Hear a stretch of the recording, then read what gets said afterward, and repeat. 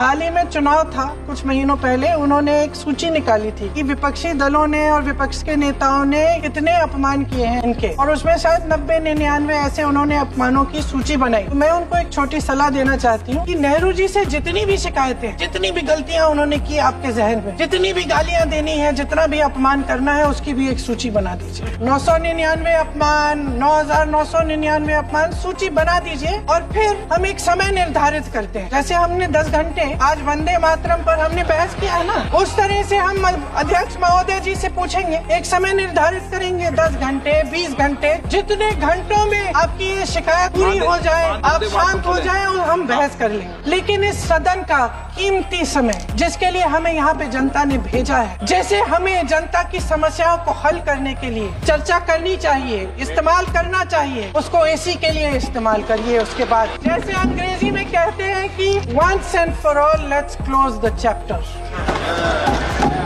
Close कर लीजिए।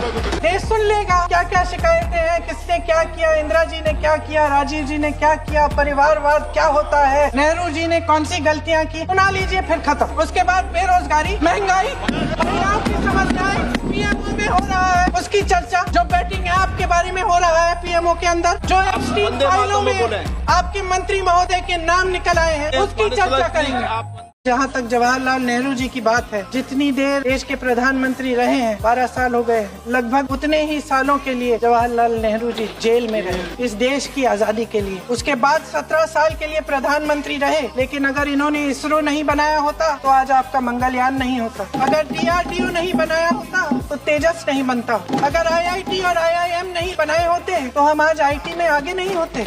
अगर एम्स नहीं बनाया होता तो हम कोरोना की जब बड़ी चुनौती का सामना कैसे करते। अगर इन्होंने BHEL, गेल, तेल, भाखड़ा नंगल ये सब नहीं बनाया होता जो आप सब बेच रहे हैं, तो ये विकसित भारत कैसे बनता। पंडित जवाहरलाल नेहरू इस देश के लिए जिए और देश की सेवा करते करते उन्होंने दम तोड़ा।